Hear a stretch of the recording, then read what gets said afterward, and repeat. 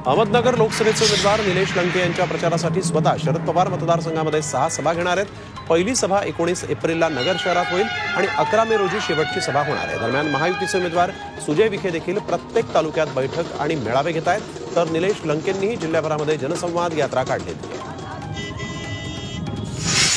सोलापूर लोकसभेच्या काँग्रेसच्या उमेदवार प्रणिती शिंदेंनी प्रचाराचा नारळ फोडला। विठ्ठल रुक्मिणीसह श्रीरामाचं दर्शन घेऊन पंढरपूरमधून त्यांनी प्रचाराचा शुभारंभ केला। उद्या ते आपला उमेदवारी अर्ज दाखल करणार आहेत आणि यावेळेस नाना पटोलेही उपस्थित राहतील।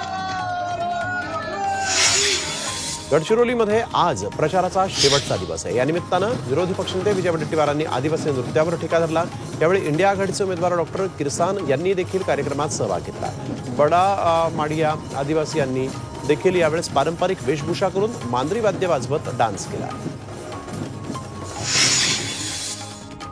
नागपूरचे महायुतीचे उमेदवार नितीन गडकरी आणि महाविकास आघाडीचे उमेदवार विकास ठाकरे यांची भेट झालेली आहे। नागपुरात ओद्दारेश्वर राम मंदिराच्या शोभायात्रेदरम्यान ही भेट झाली। यावेळेस नितीन गडकरी यांनी विकास ठाकरे यांच्या खांद्यावर हात ठेवला, तर दोन्ही नेत्यांमध्ये काही वेळासाठी गप्पाही झाल्या। त्यानंतर सर्वच नेत्यांनी रथ ओढला।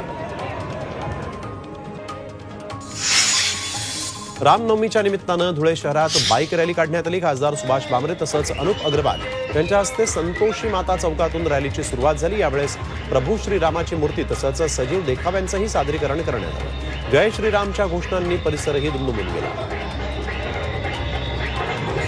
शालेय शिक्षण मंत्री दीपक केसरकर यांनी श्री रामनवमी उत्सवानिमित्त शिर्डीमध्ये साईबाबांचं दर्शन घेतलं। शिर्डीमध्ये उत्सवाच्या मुख्य दिवशी पहाटेची काकड आरती करत ग्रंथ आणि विनयांच्या मिरवणुकीला केसरकरांनी हजेरी लावली होती। अयोध्येत राम मंदिर स्थापन झाल्यानंतर देशात श्रीरामांच्या कृपेनं चांगले बदल घडत आहेत असं वक्तव्य त्यांनी केलं आहे। मंत्री छगन भुजबळांनी नाशिकमधील ऐतिहासिक काळाराम मंदिरात जाऊन दर्शन घेतलंय। रामनवमीनिमित्त भुजबळ काळाराम मंदिरामध्ये आले होते। सगळ्यांना सुखात ठेवा अशी प्रार्थना यावेळेस त्यांनी काळारामाच्या चरणी केलेली आहे। त्र्यंबकेश्वरात महामंडलेश्वर स्वामी शांतिगिरीजी महाराजांची अनुष्ठान सांगता आणि भव्य प्रचार रॅली पार पडली। साधू महंत आणि मोठ्या प्रमाणात भाविक या ठिकाणी उपस्थित होते।